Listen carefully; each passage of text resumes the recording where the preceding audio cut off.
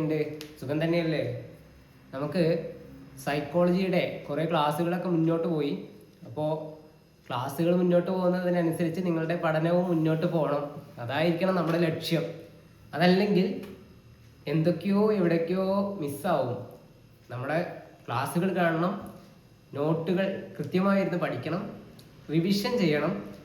എത്രത്തോളം റിവിഷൻ നമ്മൾ ചെയ്യുന്നോ അത്രത്തോളം നമുക്ക് മെച്ചമായിരിക്കും ഉണ്ടാവുക.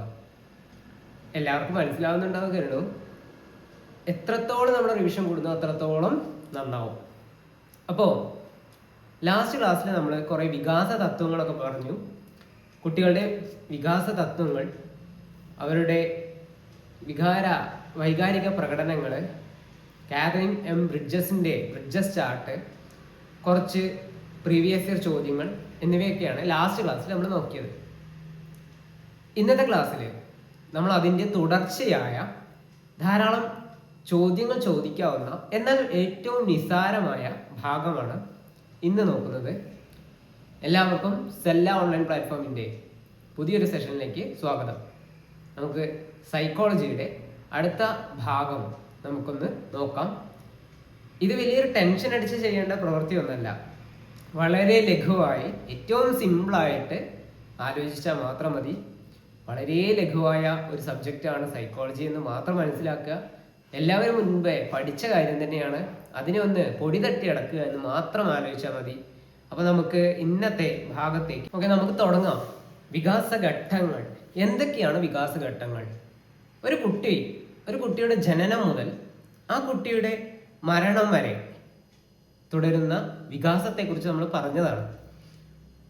അതിനെ ഒന്നും കൂടി വൃത്തിയായി അതിൻ്റെ ഉള്ളിലുള്ള കണ്ടന്റുകളെ ഒന്നുകൂടി മനസ്സിലാക്കി നമ്മൾ മുന്നോട്ട് പോവുകയാണ്.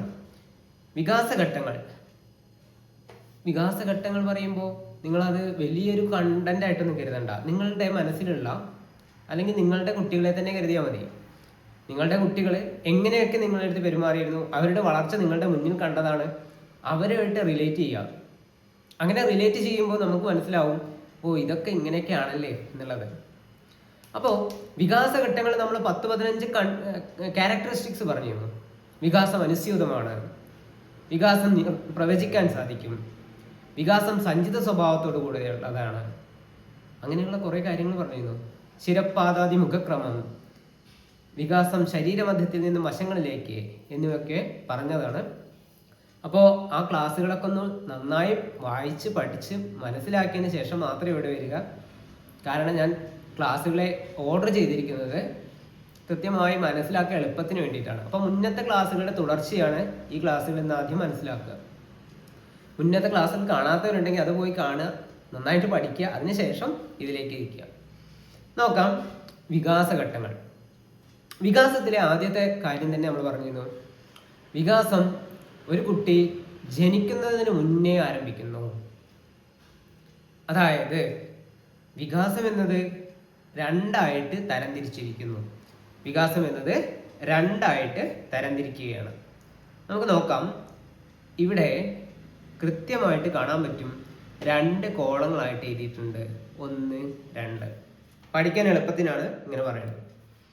ആദ്യത്തേത് ഈ പോയിന്റാണ് കുട്ടി ജനിക്കുന്നതിന് മുൻപേ ഉള്ളതും ജനിക്കുന്നതിന് ശേഷമുള്ളതും. ഇപ്പൊ നമ്മൾ ഗാന്ധിജിക്ക് മുന്നേ, ഗാന്ധിജിക്ക് ശേഷം അങ്ങനെ പറയാറുണ്ട്. അതേപോലെ ഇന്ത്യൻ സ്വാതന്ത്ര്യ സമരം, അതായത് 1947 ഓഗസ്റ്റ് 15 മുന്നേ നടന്നതൊക്കെ ഒരു ഭാഗത്തും, 47 ഓഗസ്റ്റ് 15 ശേഷമുള്ളത് സ്വാതന്ത്ര്യാനന്തര ഇന്ത്യ എന്ന് പറഞ്ഞിട്ടും നമ്മൾ പഠിക്കും. അതേപോലെ തന്നെ ഈ ഒരു വര കണ്ടില്ലേ, ഈ ഒരു വരയുടെ മുകളിലുള്ളതൊക്കെ ആ കുട്ടി ജനിക്കുന്നതിന് മുൻപ് നടക്കുന്ന വികാസമാണ്. ഈ ഒരു വരയ്ക്ക് ശേഷം ആ കുട്ടി ജനിച്ചതിന് ശേഷമുള്ളതാണ്. കൃത്യമായി ജസ്റ്റ് ഒന്ന് മനസ്സിലാക്കാൻ എളുപ്പത്തിന് പറഞ്ഞതാണ്. ഇതൊന്നും വലിയൊരു കഥയായിട്ടൊന്നും കരുതണ്ട. ഞാൻ ഓരോ ഭാഗത്ത് ചിലപ്പോൾ ഒരു വരയും കുറിയുന്നൊക്കെ ആയിരിക്കും ഓരോ ഐഡിയാസ് പറയുന്നുണ്ടാവുക. നിങ്ങൾക്കത് ക്ലിക്ക് ആവുന്നുണ്ടെങ്കിൽ അതെനിക്ക് ഓക്കെയാണ്. ക്ലിക്ക് ആവുന്നുണ്ടോ എന്ന് മാത്രം നോക്കിയാൽ മതി. അല്ലാതെ ഇതല്ല തിയറി. ആ തിയറീനെ ഞാൻ സിമ്പിളായിട്ട് പറഞ്ഞുതരാൻ പോവുകയാണ്. ആദ്യത്തെ ഭാഗം നോക്കാം. പ്രാഗ്ജന്മഘട്ടം. പ്രാഗ്ജന്മ ഘട്ടം, പ്രീനാറ്റൽ സ്റ്റേജ്. പ്രീനാറ്റൽ സ്റ്റേജ് പറയുമ്പോൾ ജനിക്കുന്നതിന് മുൻപുള്ള സ്റ്റേജ്. ജനിക്കുന്നതിന് മുൻപുള്ള സ്റ്റേജിനെ പറയും പ്രാഗ് ജന്മഘട്ടം. ഈ പ്രാഗ് ജന്മഘട്ടം എന്നത് ഗർഭധാരണം മുതൽ ജനന നിമിഷം വരെ നീണ്ടു നിൽക്കുന്നതാണ്. അതായത് ഒരു കുട്ടി ജനിക്കുന്നതിന് മുൻപുള്ള കാലത്തെ പറയും പ്രാഗ് ജന്മഘട്ടം. ഇതിൽ എന്തിനാണ് ഇങ്ങനെ വൃത്തിയായിട്ട് ഇങ്ങനെ ഒരു ടേബിളൊക്കെ ആയിട്ട് പറയണ വെച്ചാൽ, ഈ ഒരു ടേബിൾ പഠിച്ചാൽ അതിൽ നിന്ന് തന്നെ നിങ്ങൾക്ക് മാർക്ക് സ്കോർ ചെയ്യാൻ പറ്റും. ഞാൻ അതിൻ്റെ കുറച്ച് പ്രീവിയസ് ഇയർ ചോദ്യങ്ങൾ കൂടി കാണിച്ചു തരുമ്പോൾ മനസ്സിലാവും എന്തിനാണ് ഇങ്ങനെ ഒരു ടേബിൾ എന്നൊക്കെ ഇട്ട് ചോദിക്കുന്നത്. ഏറ്റവും പ്രധാനം ഒരു കഥ പോലെ പഠിക്കുന്നതല്ല, കഥ പഠിക്കുന്നതിലല്ല, കാര്യങ്ങളെ ഏറ്റവും സിമ്പിളായിട്ട് പഠിക്കുന്നതിൽ നിന്നാണ് ഏറ്റവും കൂടുതൽ നമുക്ക് മാർക്ക് സ്കോർ ചെയ്യുന്നത്. ഏറ്റവും പണി ലളിതമാക്കി ചെയ്യുന്ന ആൾക്കായിരിക്കും ഏറ്റവും കൂടുതൽ മാർക്ക് സ്കോർ ചെയ്യാനുള്ള സാധ്യത. നമുക്ക് അതുപോലെ അല്ലാതെ സൈക്കോളജിയുടെ വലിയ വലിയ തിയറങ്ങളും സിദ്ധാന്തങ്ങളും പഠിച്ചിട്ട് സൈക്കോളജിസ്റ്റ് ആവാനോ അല്ലെങ്കിൽ കൗൺസിലർ ആയി മാറാനോ അങ്ങനെയൊന്നും ഇല്ലല്ലോ. നമുക്ക് എന്താ വേണ്ടത്? ഈ പരീക്ഷ ഒന്ന് കിടക്കണം, അതിലുള്ള ചോദ്യങ്ങളൊന്ന് ഉത്തരം എഴുതണം. ആ ഉത്തരം എഴുതാനുള്ള ഒരു പ്രാപ്തി ഉണ്ടായാൽ മതി. അതിൽ കൂടുതലുള്ള വലിയ വലിയ സംഭവങ്ങളൊന്നും നമുക്ക് പഠിച്ചിട്ടൊന്നും നേടാനൊന്നുമില്ല, നേടിയിട്ട് കാര്യമില്ല. നമുക്ക് നോക്കാം. ആദ്യം പറയുന്നതാണ് പ്രാഗ് ജന്മഘട്ടം, ഒരു കുട്ടി ജനിക്കുന്നതിന് മുൻപേ ഉള്ളത്. ഇനി ജനനാനന്തരഘട്ടം, ജനനാനന്തരഘട്ടം ആ കുട്ടി ജനിച്ചതിന് ശേഷമുള്ളത്. കത്തിയോ? ക്ലിക്കായോ? ഈ ഒരു കാര്യത്തെ രണ്ടായിട്ട് തരംതിരിക്കുന്നു.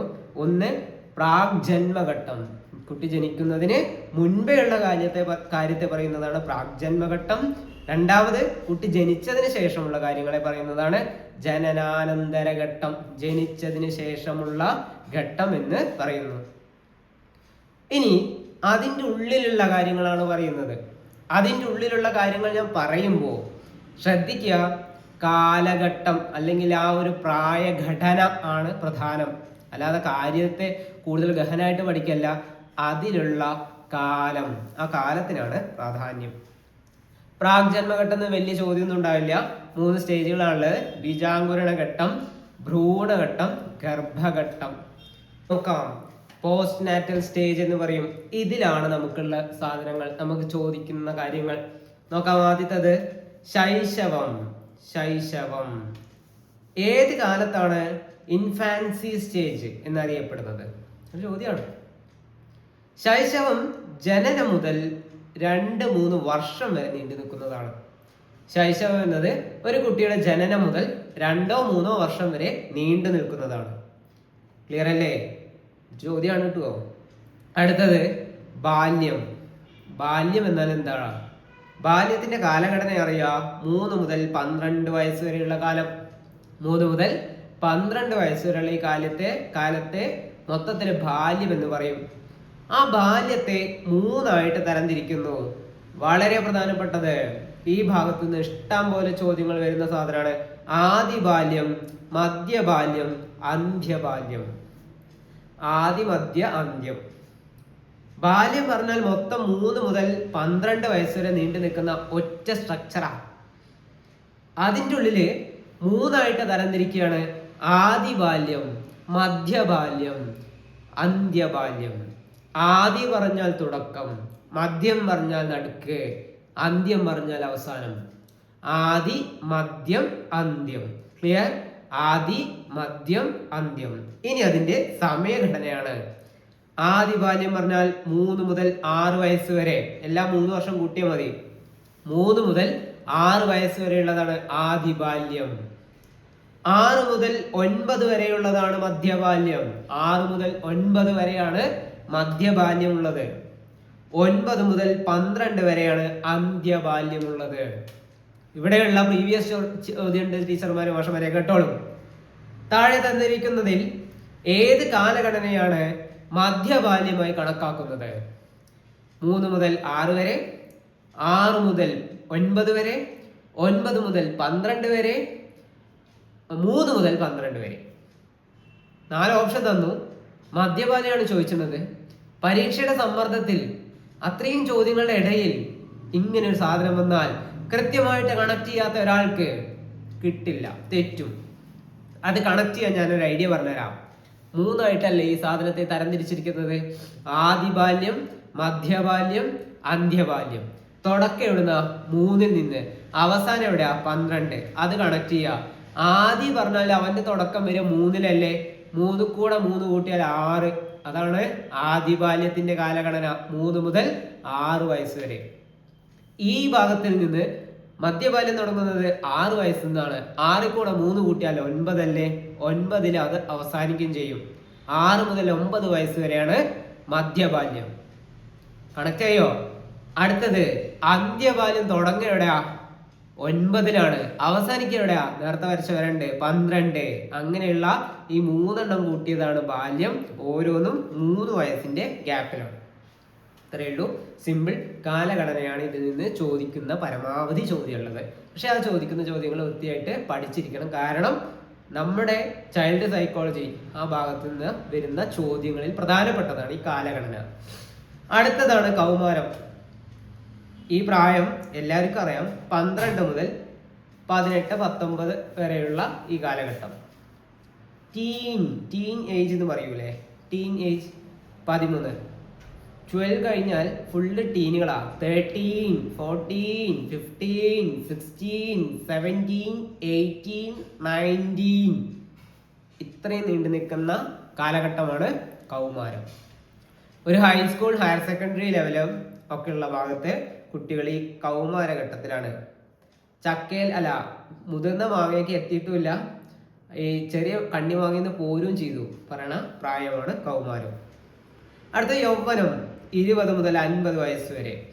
20 മുതൽ 50 വയസ്സ് വരെ ഉള്ളതാണ് യൗവനം. അടുത്തത് വാർദ്ധക്യം, ഓൾഡ് ഏജ്. 50 വയസ്സിന് ശേഷം വാർദ്ധക്യം. ആരും വിഷമിക്കൊന്നും വേണ്ട, വാർദ്ധക്യം ഒന്നും ഇപ്പൊ 50 വയസ്സിലില്ല കേട്ടോ. അത് നിങ്ങൾ ആരും ബേജാറാവണ്ട. കാരണം ഇപ്പൊ അടുത്ത ഒരു പഠനം നടന്നിരുന്നു. നമ്മളുടെ യൗവന പീരീഡ് പറഞ്ഞു കഴിഞ്ഞാൽ വീണ്ടും അങ്ങോട്ട് കയറി പോയിട്ടുണ്ട് എന്ന്. അപ്പൊ നിങ്ങൾ പേടിക്കൊന്നും വേണ്ട, ഇത് പണ്ടത്തെ ചാർട്ടാണെന്ന് ആലോചിച്ചാൽ മാത്രം മതി കേട്ടോ. അപ്പോൾ ഇതില് 3 കാര്യങ്ങളാണ് പ്രധാനമായിട്ടുള്ളത്: ബാല്യം, കൗമാരം, യൗവനം. വാർദ്ധക്യം പിന്നെ വേണ്ട, ജസ്റ്റ് ഉണ്ട് എന്നേ ഉള്ളൂ. അപ്പൊ ഈ 3 ഉള്ളിലെ മെയിൻ ആയിട്ടുള്ള ബാല്യത്തിന്റെ ഉള്ളിൽ 3 ബാല്യങ്ങൾ: ആദിബാല്യം, മധ്യബാല്യം, അന്ത്യബാല്യം. ഇതിന്റെ പ്രായഘടന മാത്രം മനസ്സിലാക്കുക. 3 മുതൽ 6 വരെ, 6 മുതൽ 9 വരെ മധ്യം, 9 മുതൽ 12 വരെ അന്ത്യം. ക്ലിയർ അല്ലേ? സെറ്റ് അല്ലേ? ഇനി നമ്മള് ഇതിന്റെ ഓരോന്നിനെ കുറിച്ചിട്ടും വിശദമായി നോക്കാൻ പോവുകയാണ്. വിശദമായിട്ട് നോക്കുകയാണ്. ആദ്യത്തെ ആളെ നമ്മൾ പറഞ്ഞിരുന്നു, ആദിബാല്യം. ആദിബാല്യമാണ് ആദ്യത്തെ ആള്. സ്വഭാവ രൂപീകരണ വികാസ ഘട്ടങ്ങളൊക്കെ നടക്കുന്നത് ഈ ഒരു പ്രായത്തിലാണ്. ഒരു കുട്ടിയുടെ സ്വഭാവ രൂപീകരണം നടക്കുന്നത് ഈ ഘട്ടത്തിലാണ്. ഈ ഘട്ടം നടക്കുന്നത് ആദിബാല്യം നമുക്കറിയാം 3 മുതൽ 6 വയസ്സ് വരെ. 3 മുതൽ 6 വയസ്സ് വരെയുള്ള ഈ കാലഘട്ടത്തിനെ പറയുന്നു ആദിബാല്യം. ക്ലിയർ അല്ലേ? ആദിബാല്യം. നമ്മൾ വീണ്ടും കേൾക്കുമ്പോൾ ഒന്നും കൂടി മനസ്സിലാവുകയാണ് ചെയ്യുക. അല്ലാതെ നിങ്ങളെ ബുദ്ധിമുട്ടിക്കാനല്ല ഇങ്ങനെ പറയണത്. ആദിബാല്യം പറഞ്ഞാൽ 3 മുതൽ 6 വയസ്സ് വരെ. അതിൻ്റെ ഇടയിലുള്ള കാര്യങ്ങളൊക്കെ ഞാൻ പറഞ്ഞുതരാം. നോക്കാം. ഇത് വളരെ പ്രധാനപ്പെട്ട ഘട്ടമാണ്. വളരെ പ്രധാനപ്പെട്ട ഘട്ടമാണ് ഇതില്. ഓട്ടവും ചാട്ടവും എന്നിവയിലൊക്കെ പ്രാധാന്യം അല്ലെങ്കിൽ താല്പര്യമുള്ളതാണ് ഈ ഒരു ഘട്ടം. ഓട്ടത്തിനും ചാട്ടത്തിനൊക്കെ അവര് സൂപ്പർമാന്മാരായിരിക്കും. എവിടൊക്കെ ഇത് കടുക് പോകും പോലെ പോകുന്നുണ്ടാവും ആ സമയത്തുള്ള കുട്ടികള്. ഇവിടെ കാണുന്ന ആളുണ്ടാവും അപ്പുറത്ത്, ഇങ്ങോട്ട് വിളിച്ചാൽ അങ്ങോട്ട് പോകും. അങ്ങനെയുള്ള കടുക് എങ്ങനെയാണോ ഈ ചട്ടിയിലിട്ടാ പൊട്ടിത്തെറിക്കുക, അതേപോലെ ഇങ്ങനെ ഓടിപ്പാഞ്ഞ് നടക്കുന്ന ടൈപ്പായിരിക്കും ഈ ഒരു കാലഘട്ടത്തിലെ കുട്ടികൾ. ശാരീരികപരമായ ആവശ്യങ്ങൾക്ക് അന്യരെ ആശ്രയിക്കുന്ന പ്രവണത കുറയുന്നു. കുറെയൊക്കെ അവര് സ്വയം തന്നെ കാര്യങ്ങളൊക്കെ ചെയ്യാൻ തുടങ്ങും. സ്വയം പോയിട്ട് ഉടുപ്പിടുക, അതായത് അവരുടെ ഷർട്ട് ഇടുക, അവരുടെ ഡ്രസ്സ് ധരിക്കുക. ഇനിയിപ്പോ സ്വയം മൂത്രമൊഴിക്കാൻ പോകണമെങ്കിൽ അങ്ങനെ പോവുക. അല്ലെങ്കിൽ ഒക്കെ ഇനി കമ്പനി വേണം, അമ്മയെ എന്ന് വിളിച്ച് നടക്കും. പക്ഷെ ഇതൊക്കെ അവര് സ്വയം ചെയ്യാൻ തുടങ്ങുന്ന ഒരു കാലഘട്ടമാണ്. ഇനി ഇതിനെ മറ്റു പേരുകളിൽ അറിയപ്പെടുന്നുണ്ട്. അതൊന്ന് നോക്കണം. പര്യവേക്ഷണ കാലം എന്നറിയപ്പെടുന്നത് ആദിബാല്യമാണ്. പര്യവേക്ഷണ കാലം എന്തും ചകഞ്ഞ് പരിശോധിക്കാനും പുതിയ കാര്യങ്ങൾ പഠിക്കാനുമുള്ള ഒരു ത്വര ഉണ്ടാവുന്ന പ്രായമാണ് ഈ ആദിബാല്യം. പര്യവേക്ഷണങ്ങൾ നടത്തുന്ന ആൾക്കാരാണ് അവര്. അപ്പോൾ നമുക്ക് ഫോർ എക്സാമ്പിൾ ഞാൻ പറഞ്ഞുതരാം. ഒരു കുട്ടി ഒരു പൂരപ്പറമ്പ് പോയാൽ ആ കുട്ടിക്ക് അവിടെയുള്ള സകല കടയിലും സകല സാധനങ്ങളും വേണം. ആൺകുട്ടികളാണെങ്കിൽ തോക്ക് മുതൽ വണ്ടികൾ വരെ. സാധാരണ അങ്ങനെയാണ്. ബോയ്സിന്റെ ക്രൈസ് വരുന്ന വണ്ടികളാണ്. വണ്ടിപ്രാന്തന്മാരായിരിക്കും കൂടുതൽ. അതിൽ മെയിൻ ആയിട്ടുള്ള സാധനമാണ് JCB. എല്ലാ പൂരപ്പറമ്പിലും അല്ലെങ്കിൽ എല്ലാ മാടുകളിലും കുട്ടികളുടെ കയ്യെത്തണ ദൂരത്ത് തന്നെ സാധനം കിട്ടുകയും ചെയ്യും. JCB പോലുള്ള സാധനങ്ങൾ. പെൺകുട്ടികളാണെങ്കിൽ വല്ല പാവയോ അങ്ങനെ വല്ല കുഞ്ഞു കുഞ്ഞു സാധനങ്ങൾ. അത് ജെൻഡർ സ്റ്റീരിയോ ടൈപ്പ് എന്നൊന്നും ഞാൻ പറയല്ല, അത് അങ്ങനെയാണ്. ആ ഒരു ക്യാരക്ടർ അങ്ങനെയായത് കൊണ്ടാണ്. അപ്പോൾ ഇനി തിരിച്ചുള്ള കുട്ടികളുണ്ട് കേട്ടോ, അത് എല്ലാവരും ഉണ്ടാവുമല്ലോ. എന്നാലും ഈ ഒരു കുട്ടി ഒരു JCB വാങ്ങിയിട്ട് ആ വീട്ടിലെത്തിക്കഴിഞ്ഞാൽ കുറച്ച് നേരമൊക്കെ അവന് അതിനെ ഓടിച്ചു വെക്കും. 2 ദിവസം കഴിഞ്ഞാൽ അതിൻ്റെ 4 ടയറും കാണാതാവും. അതിൻ്റെ ഉള്ളിലുള്ള സ്പ്രിങ്ങുകളൊക്കെ പോയിട്ടുണ്ടാവും. അതിൻ്റെ ബാക്കിയുള്ള തുമ്പിക്കൈൻ്റെ ഭാഗത്തിൻ്റെ ബാക്കി സാധനമൊക്കെ എവിടെ വെച്ച് അവനും കൂടി അറിയണ്ടാവില്ല. കാരണം ഈ സാധനത്തിനെ അസംബിൾ ചെയ്ത സാധനത്തെ പൊളിച്ചു നോക്കിയിട്ട് എന്താ സാധനം ഇതിൻ്റെ ഉള്ളിൽ നിന്ന് അറിയാനുള്ള ഒരു ത്വരയായിരിക്കും ഇവരുണ്ടാവുക. ശ്രദ്ധിച്ചാൽ മതി, അതിപ്പോഴും അങ്ങനെ തന്നെ, വലിയ വ്യത്യാസമൊന്നും ഉണ്ടായിട്ടില്ല. എന്ത് സാധനം കിട്ടിയാലും അത് പൊളിച്ചു നോക്കും. മൊബൈൽ ഫോൺ കിട്ടിയാലൊക്കെ അവർ പൊളിച്ചു നോക്കും. ഇതിൻ്റെ ഉള്ളിൽ എന്താണ് ഇപ്പം അതിൻ്റെ ഉള്ളിൽ നടക്കണത് എന്നറിയാനുള്ള അവരുടേതായ രീതിയിലുള്ള ഗവേഷണം അവർ നടത്തിക്കൊണ്ടിരിക്കും. ഇല്ലേ? ഇപ്പോഴത്തെ കുട്ടികൾ, ഇപ്പം ടീച്ചർമാർക്ക് ഇപ്പം ഒരു പുതിയൊരു ആപ്പ് ഇൻസ്റ്റാൾ ചെയ്യണം. പുതിയൊരു ആപ്പ് ഇൻസ്റ്റാൾ ചെയ്യണമെങ്കിൽ അതിൽ 100,000 സംശയമായിരിക്കും. പക്ഷേ ഈ ചെറിയ കുട്ടികൾ, ഇപ്പോൾ ഒരു 3 മുതൽ 6 വയസ്സ് വരെയുള്ള ഈ ഒരു കുട്ടിയുടെ അടുത്ത് ഈ സ്മാർട്ട് ഫോൺ കൊടുത്തു കഴിഞ്ഞാൽ അവനെടുത്ത് നോക്കും. സ്വന്തം നിലയ്ക്ക് മൂപ്പര് യൂട്യൂബ് എടുത്ത് അവൻ്റെ കാർട്ടൂൺ ഇട്ടിട്ട് അവൻ അവിടെ പോയിരുന്നിട്ട് കാണാനുള്ള ഒരു ലെവലിൽ എത്തിയിട്ടുണ്ട് ഇപ്പോൾ. അതാണ് അവർ സ്വയം പഠിച്ചെടുക്കുന്ന പ്രായമാണ്. അതുകൊണ്ട് ഇതിനെ പര്യവേക്ഷണ കാലഘട്ടം എന്ന് പറയുന്നു. അതായത് ഒന്നാമത്തെ പോയിന്റ് അവിടെ പറഞ്ഞു, പര്യവേക്ഷണ കാലം എന്നറിയപ്പെടുന്നത് ആദ്യ ബാല്യത്തെയാണ്. പ്രീവിയസ് ഇയർ ചോദ്യമാണ്. അടുത്തത് പ്രീ ഗാങ് ഏജ് പറഞ്ഞ എന്താ? ഗ്യാങ്ങുകളായി രൂപപ്പെടുന്നതിന് മുൻപുള്ളത്. ഒരു വീട്ടിലൊരു കുട്ടി അല്ലെങ്കിൽ തൊട്ടടുത്ത വീട്ടിലെ 2 കുട്ടിത്തൊക്കെ തന്നെ ആയിരിക്കും അവിടെ ഉണ്ടാവുക. അവർക്കൊരു ഗ്യാങ്ങുകൾ രൂപപ്പെടാനുള്ള ഒരു അവസരം അവിടെ ഇല്ല.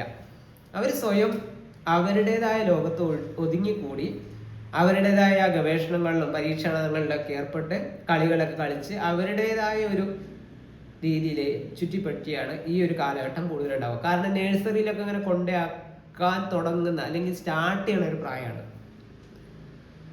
അതുകൊണ്ട് ഇതിനെ പ്രീ ഗാങ് ഏജ് എന്ന് പറയുന്നു. അടുത്തത് ടോയ് ഏജ് എന്ന് പറയുന്നത് ഏതിനെയാണ്? സെയിം ആദ്യ ബാല്യം. ഞാൻ ഈ ബാർ ഇട്ട് കൊടുത്തൊക്കെ പ്രീവിയസ് ചോദ്യം ഒന്ന് ആലോചിച്ചാൽ മതി. ടോയ് ഏജ് കളിപ്പാട്ടുകളോട് അഭിനിവേശം കൂടുതലുള്ള പ്രായമാണ് ഈ ഒരു കാലം. 3 മുതൽ 6 വയസ്സ് വരെയുള്ള കാലം ടോയ് ഏജ്. ഏറ്റവും കൂടുതൽ കുട്ടികൾ കളിക്കാൻ ഈ ആൺകുട്ടികളുടെയൊക്കെ വീട്ടിൽ നോക്കിയാൽ അറിയാം, അവരുടെ വീട്ടിലൊരു കമനീയമായ വാഹന ശേഖരം ഉണ്ടായിരിക്കും.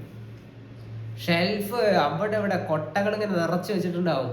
ഒരു 4 കൊട്ട കളിപ്പാട്ടുള്ള വീട് എനിക്കറിയാം. കണ്ണിക്കണ്ട ഷെൽഫ് മൊത്തം കുഞ്ഞിക്കാറുകളാണ്. അത് നിരത്തി വെച്ച് കഴിഞ്ഞാൽ ഒരു കട തുടങ്ങാനുള്ള അത്ര കാറുകൾ ഉണ്ടായിരിക്കും. അത്രയധികം കാർ കളക്ഷൻ, അത്രയധികം കളിപ്പാട്ടങ്ങൾ അവരുടെ അടുത്തുണ്ടാവും. അതുകൊണ്ട് തന്നെ ആ കുട്ടികൾക്ക് കളിപ്പാട്ടങ്ങൾ കൂടുതൽ താല്പര്യമുള്ള കാലഘട്ടമായതിനാൽ അതിനെ പറയും ടോയ് ഏജ്. നിങ്ങളുടെ കുട്ടികളെ ആലോചിക്കുക. നിങ്ങളുടെ വീട്ടിലൊരു ആൺകുട്ടി ഉണ്ടെങ്കിൽ ആ കുട്ടീനെ ആലോചിക്കുക. ഇതേപോലെ ആയിരിക്കും ഉണ്ടായിട്ടുണ്ടാവുക. ഒരു ബസ് കയറി കഴിഞ്ഞാൽ ആ ഫ്രണ്ടിൽ, ഇപ്പോൾ വളരെ ചുരുക്കമാണ് എന്നാലും, ഒരു ബസ് കയറി കഴിഞ്ഞാൽ ആ എൻജിൻ സൈഡിൽ ഇരുന്നിട്ട് അപ്പുറത്തെ ഡ്രൈവർ വണ്ടി ഓടിക്കുന്നത് നോക്കിയിട്ട് വീട്ടിൽ വന്ന് വണ്ടി ഓടിക്കുന്ന ആൾക്കാരുണ്ടാവില്ലേ? ഉണ്ടാവും. ഒരു കാറിൽ പോവുകയാണെങ്കിൽ ഫ്രണ്ടിലെ വണ്ടി ബ്രേക്ക് ഇടുമ്പോൾ ഇവിടെ ഇരുന്നിട്ട് ബ്രേക്ക് ചവിട്ടുന്ന ആൾക്കാരുണ്ടാവില്ലേ? കുട്ടികൾ കേട്ടോ, നമ്മളല്ല, ഉണ്ടാവും. കാരണം അവര് ഓരോ കാര്യങ്ങളെയും നിരീക്ഷിച്ച് സ്വയം പഠിച്ചെടുക്കുകയാണ്. അങ്ങനെയുള്ള സംഭവമാണ് ഈ ഒരു കാലഘട്ടം, ആദി ബാല്യം. ഈ കുട്ടികളെ സ്കൂളിൽ കൊണ്ടുവയ്ക്കുന്നതിന് മുമ്പല്ലേ ഈ കാലം? സ്കൂളിൽ അവരെ ഫോർമൽ സ്കൂൾ എഡ്യൂക്കേഷനിലേക്ക് ചേർക്കുന്നതിന് മുൻപുള്ള കാലമായതിനാൽ ഇതിനെ പ്രീ സ്കൂൾ ഏജ് എന്ന് പറയുന്നു. പ്രീ സ്കൂൾ ഏജ് എന്നും പറയുന്നു. ഒന്നുകൂടി പറയാം, ആദ്യ ബാല്യം എന്നത് 3 മുതൽ 6 വയസ്സ് വരെയുള്ള കാലഘട്ടമാണ്. പര്യവേക്ഷണ കാലം എന്നറിയപ്പെടുന്നത്, പര്യവേക്ഷണ കാലം, toy age, pre school age എന്നിവയൊക്കെ പറയുന്നതും ആദ്യ ബാല്യത്തെയാണ്. സ്വഭാവ രൂപീകരണത്തിനുള്ള പ്രധാന ഘട്ടം നടക്കുന്നത് ആദ്യ ബാല്യത്തിലാണ്.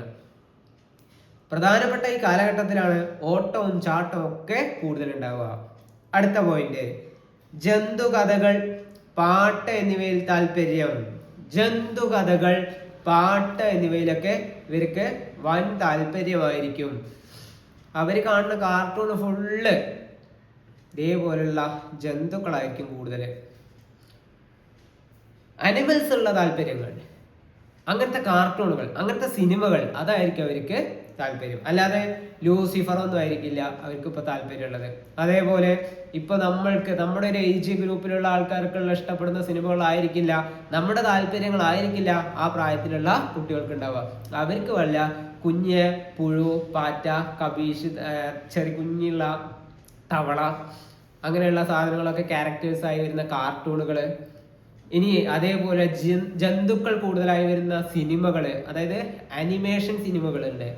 ലയൺ കിങ് പോലുള്ള, സിംബ എന്ന് പറയുന്ന ഒരു സിംഹക്കുട്ടിയെ ഉള്ള ഒരു അടിപൊളി സിനിമയാണ് ദ ലയൺ കിങ്. മുഫാസ എന്ന് പറയുന്ന ഒരു ലയൺ, ഫുൾ അനിമേഷനാണ്, പക്ഷെ അത്രയധികം അടിപൊളിയാണ് അതിൻ്റെ ആ ഒരു എടുത്തിട്ടുള്ളത്. ഒന്ന് കണ്ടു നോക്കാം. ലയൺ കിങ് അതൊക്കെ എപ്പോഴും ട്രെൻഡിങ് ആണ്. ലയൺ കിങ് അതൊക്കെ കണ്ടു നോക്കുന്ന രസമായിരിക്കും. കുട്ടികൾക്ക് ഏറ്റവും താല്പര്യം അതായിരിക്കും. നിങ്ങൾക്ക് ആലോചിച്ചാൽ മതി. അതേപോലെ അനുകരണ വാസന കൂടുതലായിരിക്കും. ഈ പറയുന്ന ഓരോ പോയിന്റും ഇമ്പോർട്ടൻ്റ് ആണ്. ഒരു സാധനം അതിൽ നിന്ന് വിട്ടുകളയാനില്ല. കാരണം പ്രീവിയസ് ഇയർ ചോദ്യങ്ങള്, മുൻവർഷ ചോദ്യങ്ങളിലെ കേരള PSCയുടെയും കേരള കേട്ടറ്റിൻ്റെയും ഒക്കെ മുൻവർഷ ചോദ്യങ്ങള് ഉൾപ്പെടുത്തി ധാരാളം പഠനം നടത്തി, അതായത് നിങ്ങൾക്ക് ക്ലാസ് എടുക്കുന്നതിന് മുമ്പ് അതിൽ കൂടെ 2 or 3 പ്രാവശ്യം കടന്നു പോയതിന് ശേഷം മാത്രമാണ് നമ്മൾ ഇവിടെ ഇരുന്നിട്ട് ഇങ്ങനെ ക്ലാസ് എടുക്കുന്നത്. അപ്പൊ അത്രയും കണ്ട് അത്രയും ക്രിസ്പായ നോട്ടുകളാണ് നിങ്ങൾക്ക് ഷെയർ ചെയ്യുന്നത്. ഇത് ഒരു കാരണവശാലും നിങ്ങൾ മിസ്സാക്കരുത്.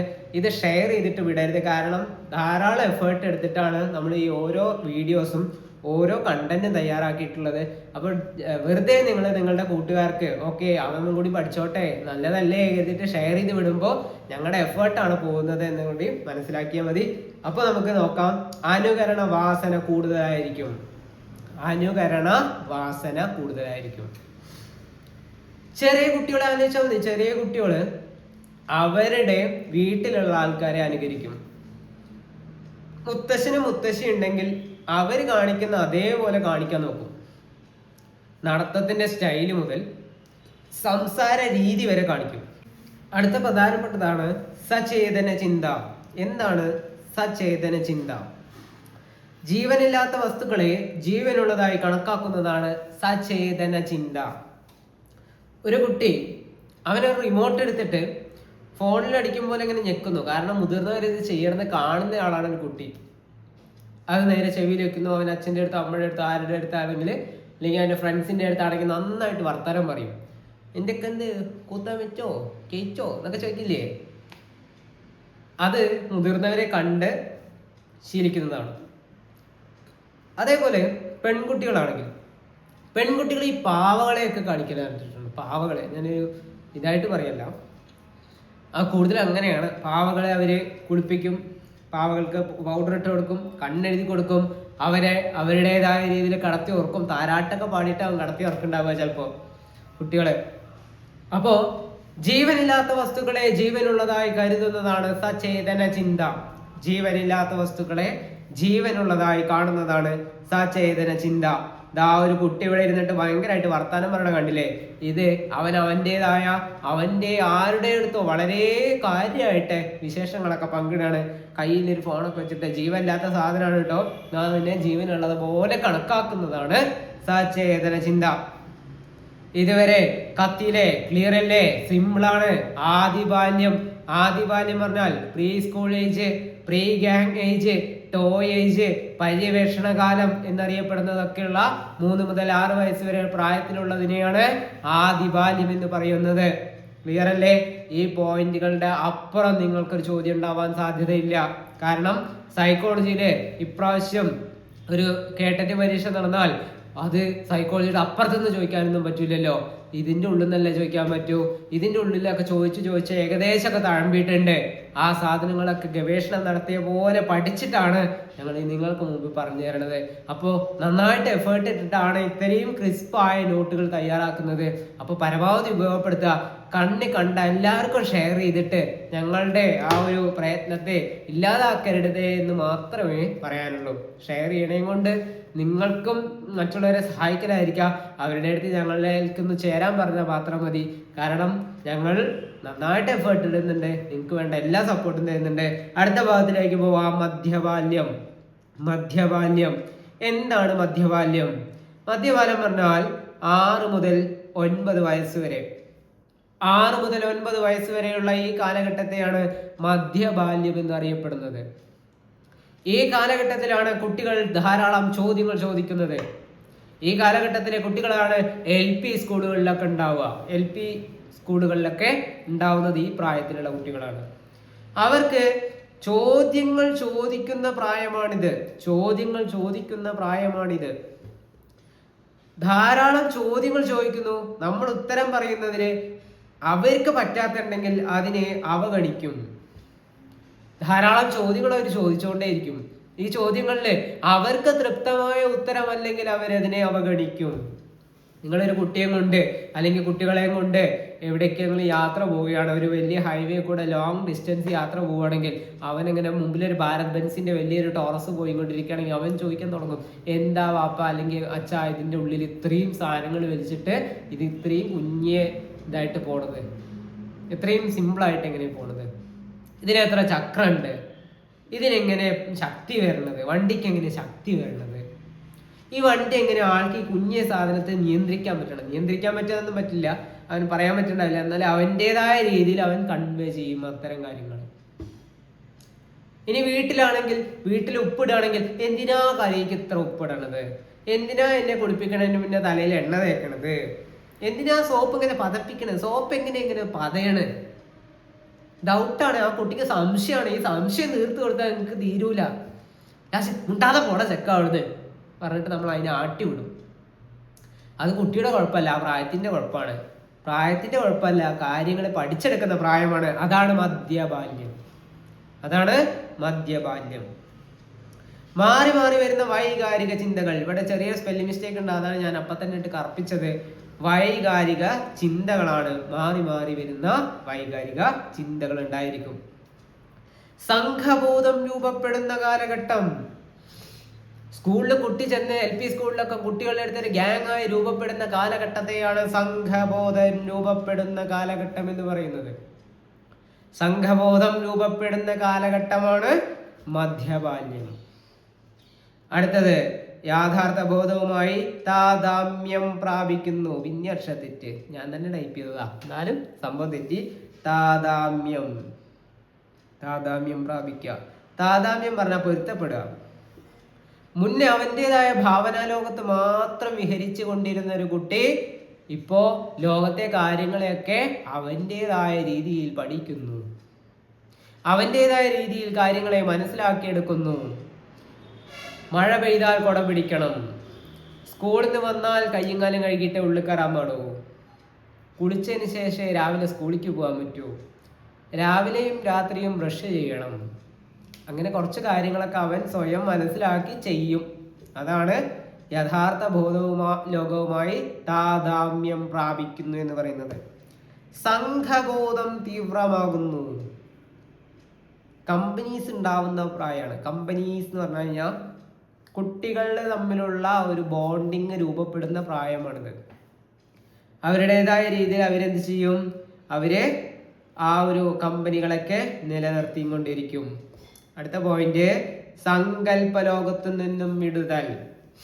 3 മുതൽ 6 വയസ്സ് വരെയുള്ള ആദ്യ ബാല്യത്തിൽ സ്വന്തമായി അവന് ടോറസ് വണ്ടിയും മണ്ണും കൊണ്ട് കളിച്ചിരുന്ന ആ ചെക്കൻ ആ ലോകത്തു നിന്ന് വിട്ട് അവൻ വേറെ ഒരു രീതിയിലേക്ക് മാറി തുടങ്ങും. സങ്കല്പ ലോകത്ത് ബിസിനസ്സുകളും കളികളും ഒക്കെ ആയിട്ട് നടന്നിരുന്ന ആൾക്കാര് പിന്നെ യഥാർത്ഥ ലോകവുമായി താദാമ്യം പ്രാപിച്ചു വരും.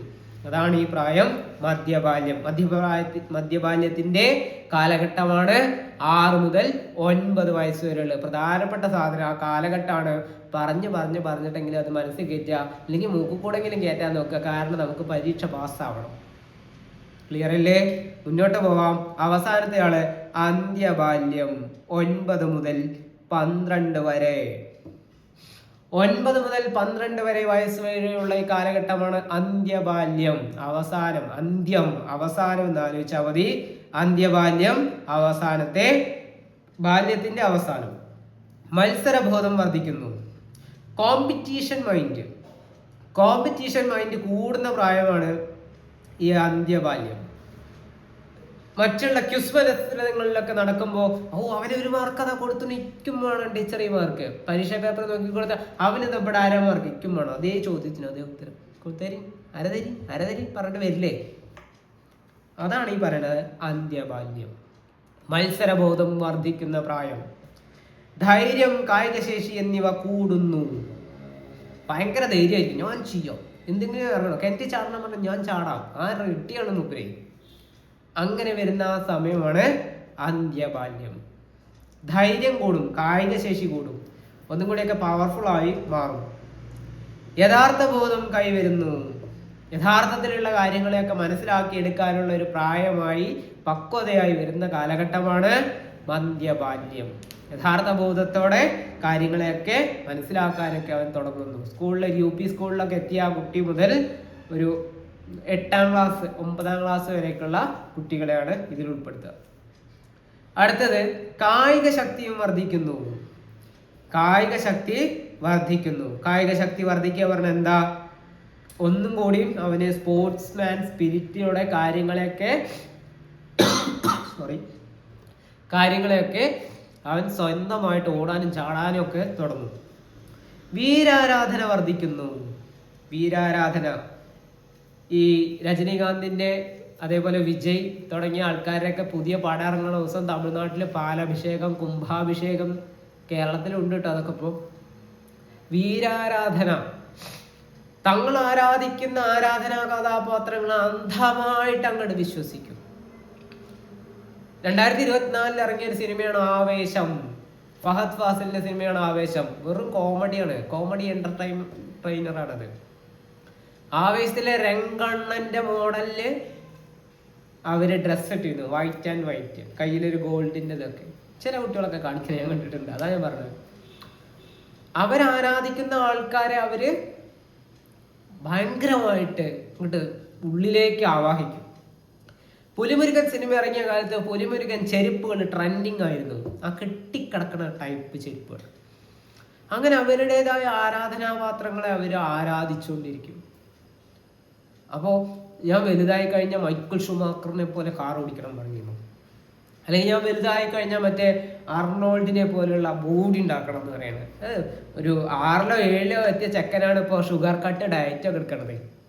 എന്തിന്? അവൻ വലുതായി കഴിഞ്ഞാൽ അർണോൾഡിന്റെ ബോഡി.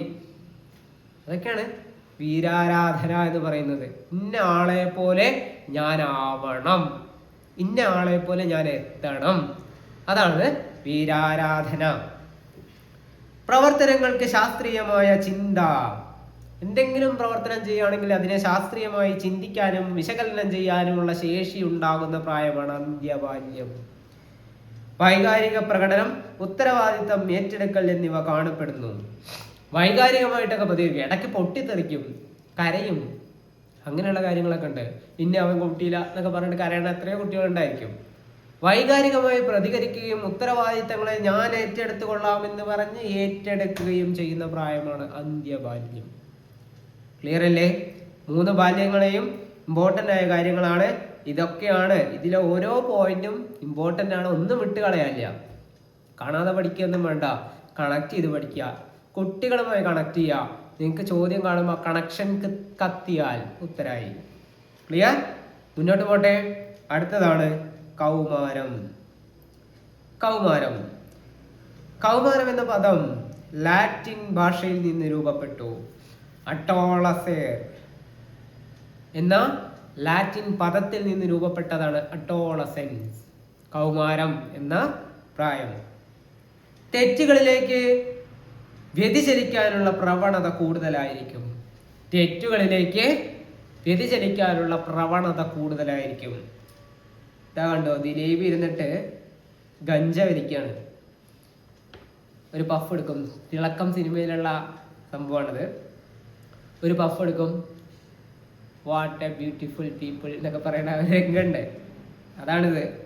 അതായത് കഞ്ചാവ് വലി, ഹാൻഡ്സ് തുടങ്ങിയ സാധനങ്ങൾ. ഇപ്പോഴൊക്കെ പറയാച്ച MDMA ഒക്കെ എത്ര പ്രായം ആണ് കൗമാരം പറയാൻ പറ്റില്ല. നമ്മുടെ കുട്ടികളൊക്കെ ഒരുപാട് മാറി. പണ്ട് കാലത്ത് നമ്മളൊക്കെ ഇതൊക്കെ കുട്ടികൾ ചെയ്യുമോന്ന് പറയുന്ന കാര്യങ്ങളാണ് ഇപ്പൊ ചെയ്തുകൊണ്ടിരിക്കുന്നത്. കഴിഞ്ഞ വർഷം 2024-ലായിരിക്കും, 2024-ലാണ് എന്തോ ഒരു ചെറിയ ഇഷ്യൂവിന്റെ പേരിൽ ഒരു ചെക്കനെ തല്ലിക്കൊന്ന ടീമുകളുള്ള നാടാണ് കേരളം. സ്വന്തം ക്ലാസ്സിൽ പഠിക്കണം, സ്വന്തം ക്ലാസ്സിൽ നമ്മളൊപ്പം പഠിക്കുന്ന ഒരു കൂട്ടുകാരനെ മർദ്ദിച്ച് കൊന്ന ടീമുകളാണ്. ആ പ്രായം 15 വയസ്സ്, അത്തരം ആൾക്കാരുണ്ട് ഇപ്പോൾ. എങ്ങനെ കൊന്നു അതും കൂടി നോക്കണം. കരാട്ടയിൽ ഉപയോഗിക്കുന്ന ഗഞ്ചുണ്ടോ നഞ്ചുണ്ടോ അങ്ങനെ എന്താ പറഞ്ഞ സാധനമൊക്കെ അവർ ഉപയോഗിച്ചിട്ട് അവനെ തല്ലി കണ്ണ് പൊട്ടിച്ചിട്ടൊക്കെ കൊന്നുവന്ന്. എന്നിട്ട് അതും പോരാഞ്ഞിട്ട് അന്ന് വൈകുന്നേരം അവര് നടത്തിയ വാട്സപ്പ് ചാറ്റ് ഏഷ്യൻ ന്യൂസിൽ കണ്ടിട്ട് നമ്മളൊക്കെ കണ്ണ് പുറത്തേക്ക് കാട്ടിയിട്ടുണ്ടാവും. അവൻ ഒരുത്തൻ ചോദിക്കാണ്, എന്താ കുട്ടി മരിച്ച കുട്ടിയുടെ പേരെന്താന്ന് എനിക്ക് ഓർമ്മയില്ല, അവൻ ഇപ്പൊ കിടക്കണ കണ്ടില്ലേ, എന്തോ വലിയ കാര്യം ചെയ്ത പോലെയൊക്കെയാണ്. എന്നിട്ട് അതിന് നല്ല ഗവൺമെന്റിന് സപ്പോർട്ടും. കുട്ടികളുടെ പേരിൽ ശരിക്കും ഞാൻ അഭിപ്രായപ്പെടുകയാണെങ്കിൽ ആ കുട്ടികൾ ഒരിക്കലും പിന്നെ 10ാം ക്ലാസ്സിലെ പരീക്ഷ എഴുതിപ്പിക്കാൻ പാടില്ല.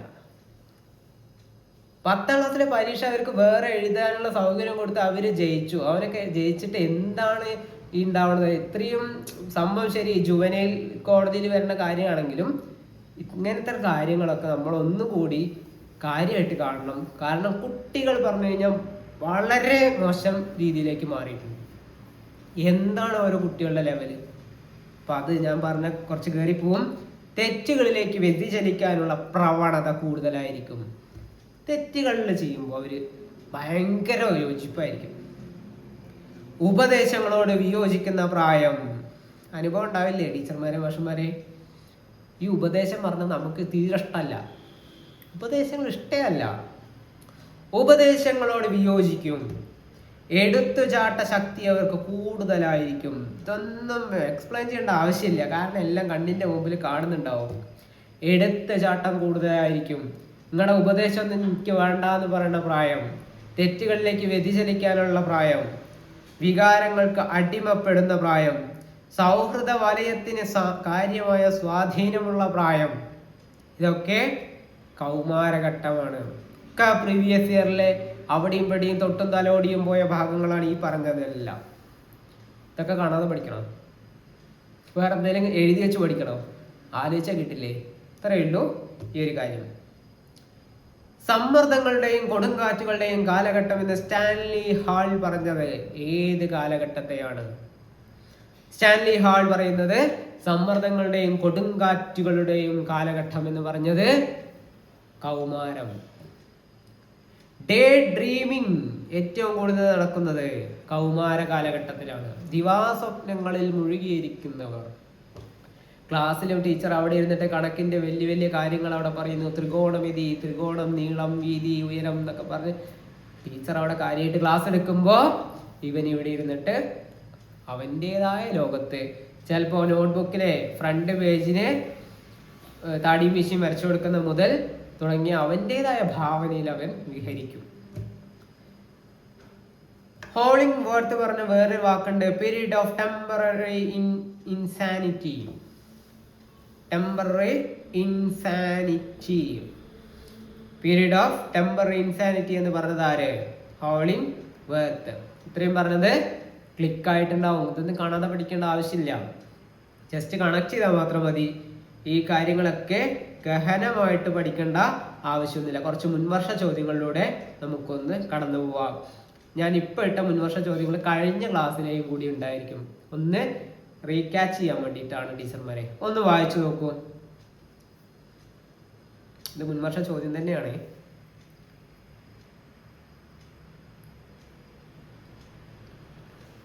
ഇരുപത്തേഴാമത്തെ ചോദ്യം, ബ്രിഡ്ജസിന്റെ അഭിപ്രായത്തിൽ ഏതു പ്രായത്തിലാണ് കുട്ടികൾക്ക് ദേഷ്യം, വിദ്വേഷം എന്നിങ്ങനെയുള്ള വ്യത്യസ്ത വികാരങ്ങൾ കാണിച്ചു തുടങ്ങുന്നത്? ബ്രിഡ്ജസ് ചാർട്ട് കഴിഞ്ഞ ക്ലാസ്സിൽ ഉണ്ടായിരുന്നതാണ്. Bridges chart Katharine M Bridges കുട്ടികളെ നിരീക്ഷിച്ച് ഉണ്ടാക്കിയ ഒരു ചാർട്ടായിരുന്നു. അതിൽ സന്ത്രാസം, ദേഷ്യം, വിദ്വേഷം, പ്രഹർഷം, ആഹ്ലാദം എന്നൊക്കെ പറഞ്ഞിട്ട് ഒരു കുഞ്ഞൊരു ചിത്രമൊക്കെ ഉണ്ടായിരുന്ന ഒരു ഭാഗം. അതിൽ നിന്നുള്ളൊരു ചോദ്യമാണ്, ഏത് പ്രായത്തിലാണ് കുട്ടികൾക്ക് ദേഷ്യം, വിദ്വേഷം എന്നിങ്ങനെ വ്യത്യസ്ത വികാരങ്ങൾ കാണിച്ചു തുടങ്ങുന്നത്? 1 മാസം, 12 മാസം, 3 മാസം, 6 മാസം. ആ ഒരു ചാർട്ട് പഠിച്ച് അതിൻ്റെ ഉത്തരം കിട്ടില്ലേ? ഇല്ലാത്തതിന് കറക്കി കുത്തിയാൽ ആൾക്ക് ഉത്തരം കിട്ടില്ല, കാരണം അറിയില്ല. 6 മാസം ചാർട്ട് ഒന്ന് എടുത്തിട്ട് അത് വായിച്ചു നോക്കുക. ആ ചാർട്ടിൽ മുകളിലായിട്ട് കാലഘടന ഉണ്ടാവും, സൈഡിൽ കൂടെ എഴുതിയിട്ടുണ്ട് ചുവന്ന അക്ഷരത്തിൽ. ആ നോട്ടൊക്കെ ഇരുന്നിട്ട് കൃത്യമായിട്ട് വായിക്കാം. ഞാൻ ഇതൊന്നും തള്ളാണതല്ലാന്ന് തെളിയിക്കാൻ വേണ്ടിയിട്ടാണ് ഇതിൽ നിന്നുള്ള പ്രീവിയസ് ഇയർ ചോദ്യങ്ങൾ ഇങ്ങനെ തന്നെ കൊടുത്തിട്ടുള്ളത്. ജനറൽ എക്സൈറ്റ്മെന്റ് എന്നത് ഒരു വികാരം മാത്രമാണ് എന്ന് എമി എന്ന കുട്ടി പ്രകടിപ്പിക്കുന്നത്. കാതറിൻ എം ബ്രിഡ്ജസിന്റെ അഭിപ്രായത്തിൽ ഈ കുട്ടി ഏത് കാലഘട്ടത്തിൽ ഉൾപ്പെടുന്നു? അതായത് കൗമാരത്തിലാണോ, ശൈശവത്തിലാണോ, പിൻകാല ബാല്യത്തിലാണോ, മധ്യബാല്യത്തിലാണോ? ജനറൽ എക്സൈറ്റ്മെന്റ് ഉത്തരം കിട്ടിയിട്ടുണ്ടാവും എന്ന് വിചാരിക്കണം. ഇല്ലെങ്കിൽ അത് ഒന്നും കൂടിയും പോയി നോക്കാം. അത് മധ്യബാല്യ കാലഘട്ടത്തിലാണ്. ഇവിടെ വേറൊരു ട്വിസ്റ്റ് ഉണ്ട്. കാലഘടനയല്ല തന്നിട്ടുള്ളത്, ആ കാലഘട്ടത്തിന്റെ പേരുകളാണ് തന്നിട്ടുള്ളത്. അപ്പൊ പ്രായം അറിയണം, കാലഘട്ടത്തിന്റെ ഘടനയും അറിഞ്ഞിരിക്കണം. അടുത്തത് പറഞ്ഞോ, ഞാൻ നേരത്തെ പറഞ്ഞ അതേ കാര്യം. തൻ്റെ പാവയോട് 4 വയസ്സോ പ്രായമുള്ള ഒരു കുട്ടി സംസാരിക്കുകയും കഥകൾ പറഞ്ഞു ഉറക്കാൻ ശ്രമിക്കുകയും ചെയ്യുന്നു. പിയാഷെ അടക്കട്ടെ, പിയാഷയിൽ നമുക്ക് ഇതേ കണ്ടന്റ് വരുന്നുണ്ട്. പിയാഷയുടെ അഭിപ്രായത്തിൽ ഇത് ഏതിനുള്ള ഉദാഹരണമാണ്?